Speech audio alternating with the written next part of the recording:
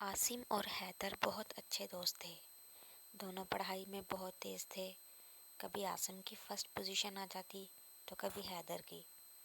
دونوں نے کبھی ایک دوسرے سے حسد محسوس نہیں کیا تھا۔ عاصم کا اسکول اس کے گھر کے قریب تھا، لہٰذا وہ پیدل ہی آتا جاتا تھا۔ عاصم کے گھر کے راستے میں ایک آدمی اپنے طوطے کے ہمراہ فال لے کر بیٹھا ہوتا تھا۔ ایک دن عاصم نے سوچا کیوں نہ میں بھی اپنی ایک فال نکلواؤں، لہٰذا عاصم اس طوطے والے آدمی کے پاس گیا۔ اس سے کہا کیا تم مجھے بتا سکتے ہو کہ اس بار سالانہ امتحان میں میری پوزیشن کون سی آئے گی؟ اس نے کہا صاحب یہ طوطا آپ کو فال کے ذریعے بتا سکتا ہے، اور یہ طوطا کبھی غلط فال نہیں نکالتا۔ اس فال کے ذریعے جو بھی نکلے گا بالکل ویسا ہی ہوگا۔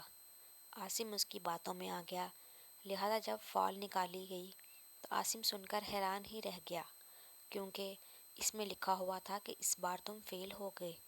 یہ سن کر عاصم بہت پریشان ہوا۔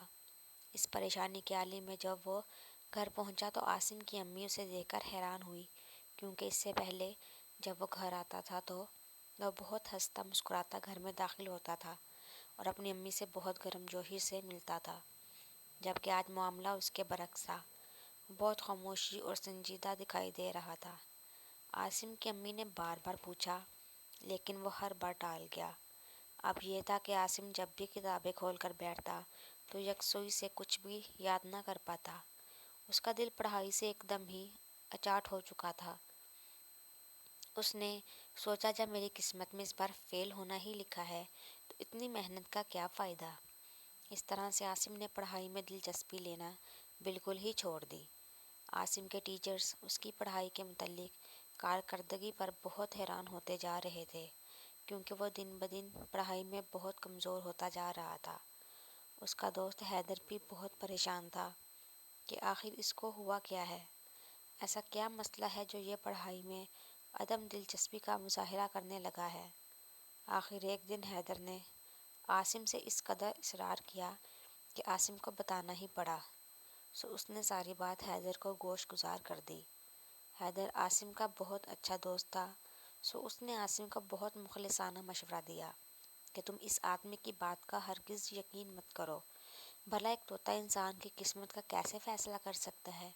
تم دل لگا کر محنت کرو، اللہ تعالیٰ محنت کرنے والے کو بہت پسند کرتا ہے، اور محنت کرنے والے کو اللہ تعالیٰ پھل بھی ضرور عطا کرتا ہے، لہٰذا تم دن رات اپنی توجہ پڑھائی پر لگا دو، دیکھنا پھر تمہاری پہلے ہی کی طرح پوزیشن بھی آئے گی۔